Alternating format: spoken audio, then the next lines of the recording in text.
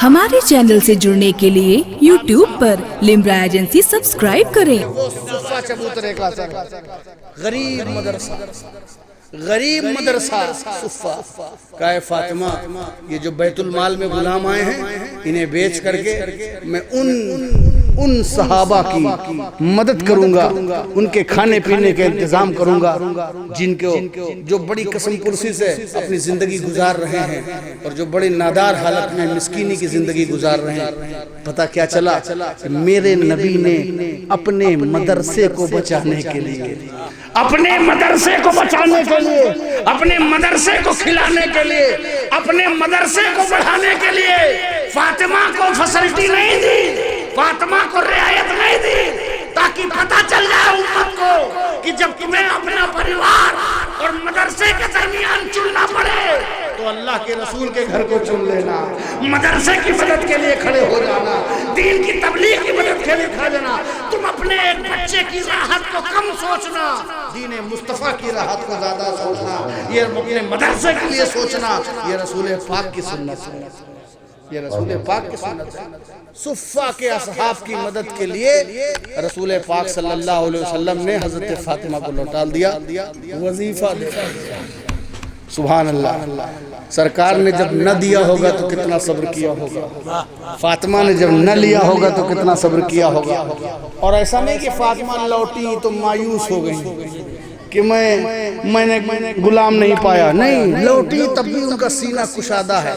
और आपने बयान फरमाया कि जिंदगी भर हमने मामूल बना लिया। मौला अली भी इरशाद फरमाते हैं, हमने इसे मामूल बना लिया, फिर कभी थकावट ने हमको परेशान नहीं किया, फिर कभी थकावट ने हमें परेशान नहीं किया। अकीदा हो तो ऐसा हो, ईमान हो तो ऐसा हो, भरोसा हो तो ऐसा हो। अच्छा आप सोचिए, अगर रसूल गुलाम दे देते तो सिर्फ गुलाम रहते, रसूल रियायत दे देते तो सिर्फ रियायत रहती। रसूल ने न दे करके सब्र की तलकीन की कि फातिमा सब्र करो। एक इसलिए भी सब्र की तलकीन की कि जब माँ की गोद में सब्र होगा तो बेटा साबिर पैदा होगा। ये बेसब्री माएँ हैं जिनके बच्चे जल्दबाज पैदा हो रहे हैं, लेकिन सब्र जब माँ की गोद में होगा तो बेटा साबिर पैदा होगा। आगे का मैदान जीतना है, फातिमा सब्र करो। करबला का मैदान जीतना है, फातिमा सब्र करो। यजीदी ताकत से टकराना है, ये फातिमा सब्र करो। फिस्को फिजूर की आंधियों को जो है मोड़ना है, फातिमा सब्र करो। सब्र की जरूरत है। अरे गुलाम दे दूंगा तो गुलाम रहेगा, लेकिन अगर सब्र दे दूंगा तो सब्र तुम्हारे पास रहेगा। तो ऐसे तो तुम्हें गुलाम मिलेगा, लेकिन सब्र करने से तुम्हें अल्लाह मिल जाएगा, सब्र करने से तुम्हें खुदा मिल जाएगा। इसलिए इन्नल्लाह मअ साबिरीन, अल्लाह सब्र करने वालों के साथ है। तुम सब्र करोगे तो खुदा का साथ मिल जाएगा। और जब खुदा का साथ मिलता है तो कोई फना नहीं हो सकता, जब खुदा का साथ मिलता है तो कोई मिट नहीं सकता, जब खुदा का साथ मिलता है तो कोई बर्बाद नहीं हो सकता, जब खुदा का साथ मिलता है तो किसी की दास्तान नहीं खत्म हो सकती, जब खुदा का साथ मिलता है तो नस्लें बाकी रहती हैं, जब खुदा का साथ मिलता है तो फसलें बाकी रहती हैं। नबी जब खुदा का साथ मिलता है तो परचम लहराता रहता है, जब खुदा के साथ मिलता है तो उसके आशिकीन सामने आते रहते हैं, जब खुदा का साथ मिलता है तो उसके मांगने वाले जन्म लेते रहते हैं, जब खुदा का साथ मिलता है उसका काम भी बाकी रहता है, जब खुदा का साथ मिलता है उसका नाम भी बाकी रहता है, जब खुदा का साथ मिलता है तो उसकी जिंदगी भी बाकी रहती है, जब खुदा का साथ मिलता है तो मौत उससे दूर हो जाती है, जब खुदा का साथ मिलता है तो हयात जावेदानी मिल जाती है, जब खुदा का साथ मिलता है तो हमेशा की जिंदगी मिल जाती है। देखो सब्र करने वालों के साथ जब अल्लाह था तो 72 सब्र करने वाले थे, हुसैन सब्र करने वाले थे, कासिम सब्र करने वाले थे। आज हुसैन का नाम भी जिंदा है, हुसैन का काम भी जिंदा है, हुसैन का खानदान भी जिंदा है, हुसैन की बारगाह भी जिंदा है। उस 72 लोगों के नाम लोगों को याद है, 22,000 लश्कर का पता नहीं है, 22,000 का लश्कर का पता नहीं है। हुसैन के जानिसारों का नाम मालूम, उनका कबीला मालूम, उनका खानदान मालूम, उनका नाम जिंदा, हुसैन का आस्ताना जिंदा, हुसैन की मजार जिंदा, हुसैन का गुंबद जिंदा, हुसैन का करबला जिंदा, हुसैन का वजूद जिंदा, हुसैन का खानदान मौजूद है। ये जब अल्लाह साथ रहता है तो खानदान भी मौजूद रहता है। करबला में میں حسین کا خاندان، بغداد میں حسین کا خاندان، اجمیر میں حسین کا خاندان، دیوا میں حسین کا خاندان، کچوچا میں حسین کا خاندان۔ حضرت مقصود ملت کسی آن بان کا نام نہیں ہے، حسین کے خاندان کا نام ہے۔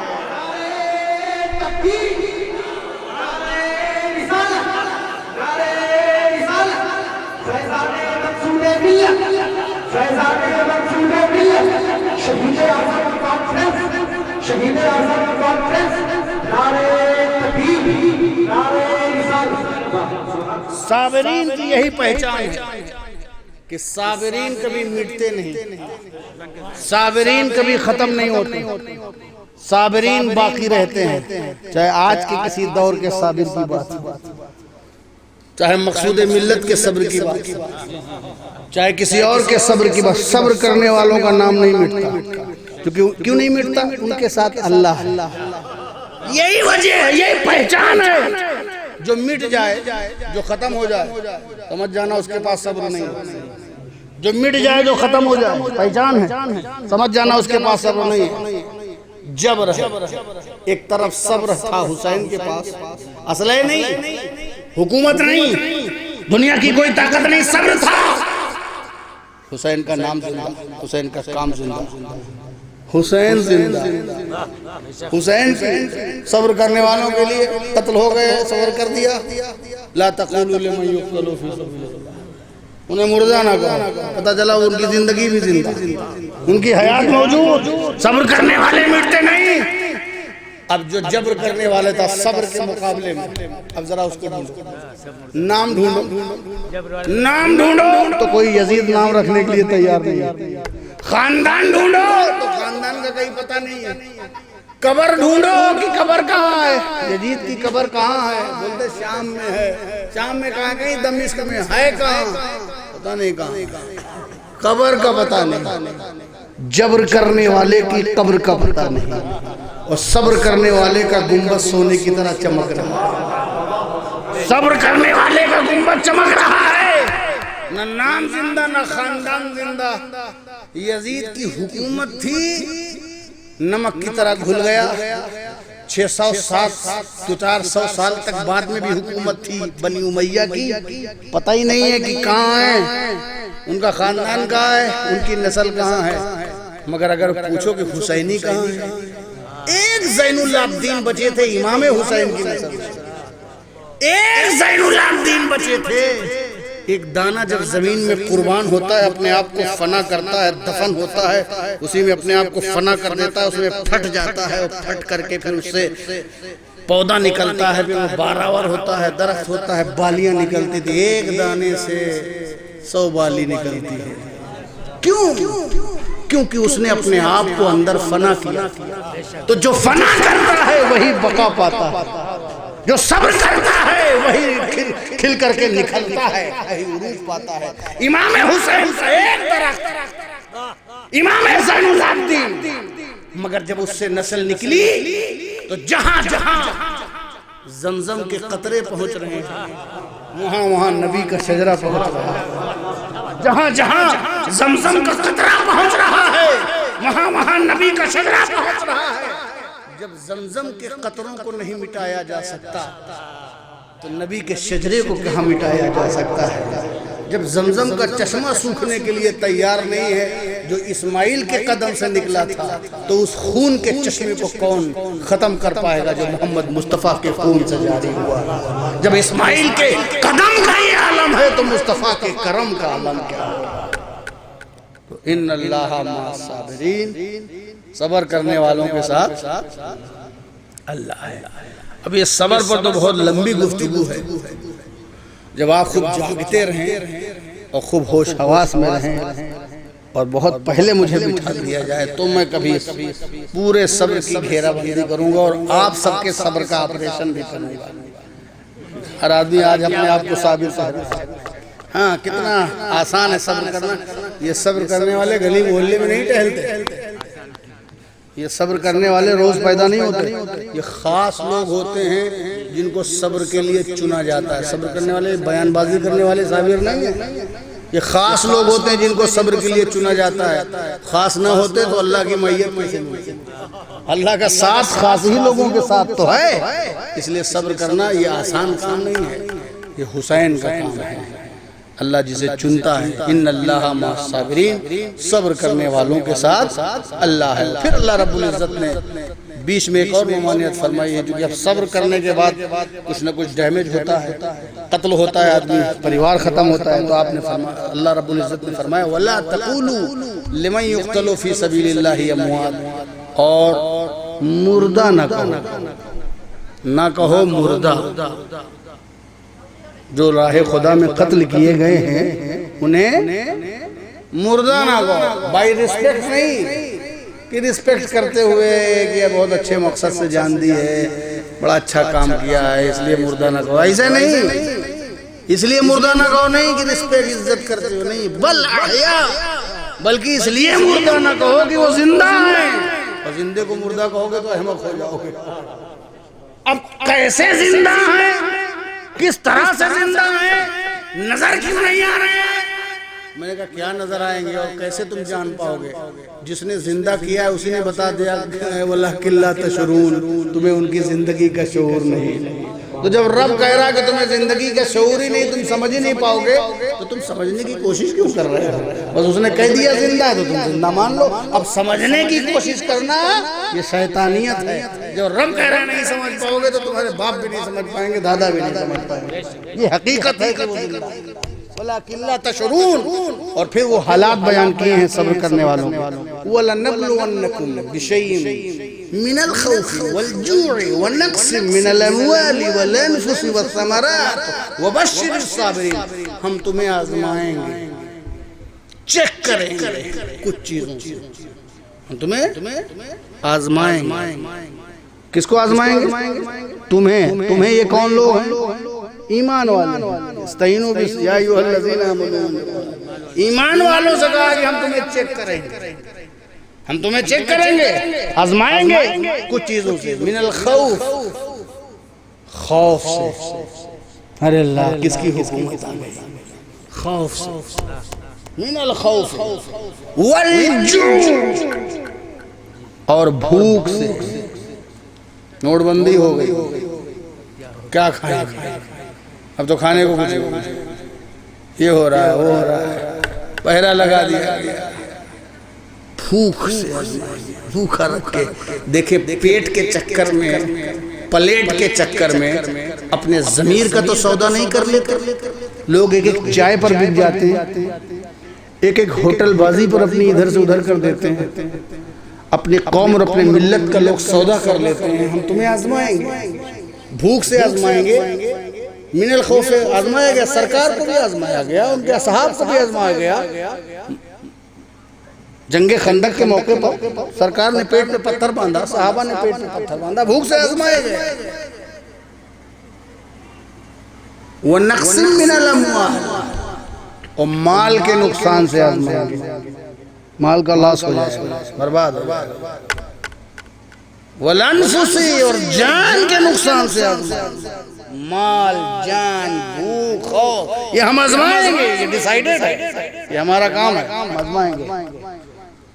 وہ ثمرات، اور پھلوں کے نقصان سے، فصلوں کا، فصلیں ختم، پنجر، خزاں کا دور، پتجھڑ کا موسم، سوکھا پڑ گیا، دھان نہیں ہو رہا، گیہوں نہیں ہو رہا، پھلوں کے نقصان سے۔ وَبَشِّرِ الصَّابِرِينَ، اور بشارت دے دیجئے صبر کرنے والوں کو۔ بشارت دے گا کون؟ میرے نبی بشارت دیں گے، بشارت ہے صبر کرنے والوں کے لیے۔ الذین اذا اصابتہم مصیبہ، یہ صبر کرنے والے وہ ہیں کہ جن کو کوئی مصیبت پہنچتی ہے تو وہ کہتے ہیں، ان کا یہ موقف ہے، ان کا یہ سٹینڈ ہے، ان کی یہ زندگی کا طرز ہے کہ یہ اللہ ہی کی ہے، یہ جو کچھ ہمارے پاس ہے یہ کس کا ہے؟ اللہ کا ہے۔ جھگڑا کہاں ہے کہ اللہ کا ہے، تم اپنا سمجھ رہے ہو، کھیتی میری، جائیداد میری، بینک بیلنس میرا، بیٹا میرا، پوتا میرا، ناتی میرا، اتنا میرا کہ روز لڑائی ہے۔ تکلیف نہیں ہے جہاں تم نے اپنا سمجھ لیا، تمہیں دیا گیا ہے، یہ لو یوز کرو.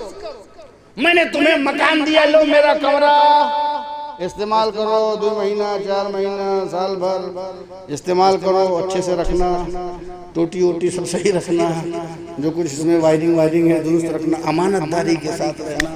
میں نے دیا آپ کو اپنا کمرہ. اس کے بعد جب ہم نے آپ سے مانگا کہ اچھا بھیا سال بھر تو ہو گیا، اب ذرا ہمارا مکانوا ہم کو لوٹا دو، تب آپ کو غصہ آ جائے، آپ رونے لگیں، آپ چلانے لگیں، آپ بدماشی کرنے لگیں. نہیں، میرا ہے، میرا ہے.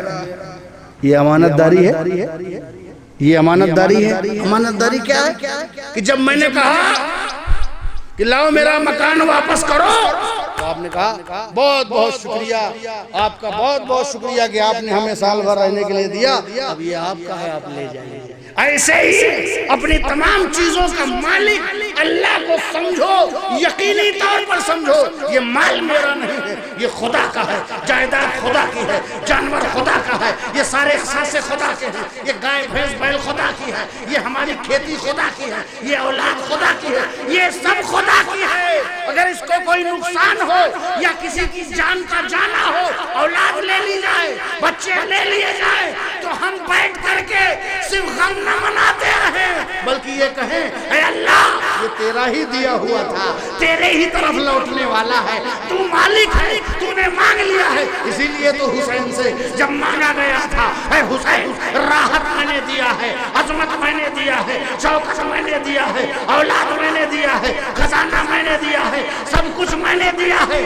آج میں تم سے مانگ رہا ہوں امانت کو جو ہے لوٹا دو، امین و صادق ہو تو میری امانت کو لوٹا دو. حضرت حسین تیار ہیں، رضا اور رغبت کے ساتھ تیار ہیں، صبر و رضا کے پیکر بر کر امام حسین کربلا کے میدان میں وارد ہوتے ہیں. اے اللہ تیری دی ہوئی امانت ہے، یہ قاسم تیرا ہے، تیری طرف لوٹنے والا ہے، یہ علی اکبر تیرا ہے، تیری طرف لوٹنے والا ہے، یہ علی اصغر تیرا ہے، تیری طرف لوٹنے والا ہے، یہ اولیاء محمد تیرا ہے، یہ تیری طرف لوٹنے والا ہے، یہ حسین تیرا ہے، تیری طرف لوٹنے والا ہے. حسین نے اپنا سر سجدے میں کٹا دیا، یہ سر تیرا ہے، تیری طرف لوٹنے والا ہے.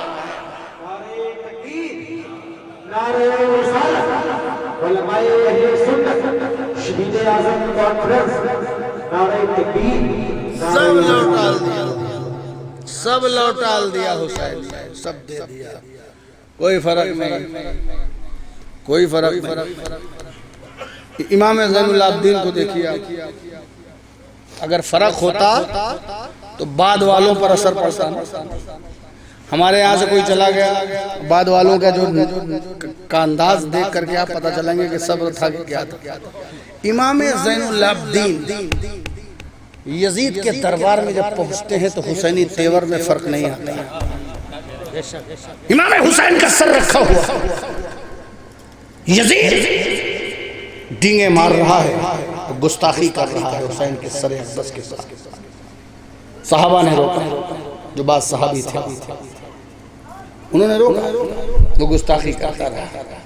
یزید نے ڈینگ ماری کہ آج حسین ہمارے سامنے بے عزت پڑے ہوئے، اللہ نے انہیں ذلیل کیا معذاللہ، اور آج دیکھو مجھ کو عزت ملی ہے، تخت میرا ہے، تاج میرا ہے، حکومت میری ہے، راج میرا ہے، اور سر حسین پڑا ہوا. حضرت امام زین العابدین برداشت کر رہے ہیں. اتنے میں مسجد کے میناروں سے اذان کی آواز آنے لگی، اللہ اکبر اللہ اکبر. وہ کہہ رہا تھا میں بڑا ہوں، مؤذن نے کہا اللہ سب سے بڑا ہے. اس کا جواب خدا کی طرف سے، اس کی ٹائمنگ کی طرف سے آ رہا ہے، اللہ سب سے بڑا ہے، اللہ سب سے بڑا ہے. اشہدو ان لا الہ الا اللہ، اشہدو ان لا الہ الا اللہ. یزید نے سوچا میری طاقت کی گواہی دو، میری عظمت کا قصیدہ پڑھو، اب مان لو کہ یزید ہی گریٹ ہے، مہان ہے.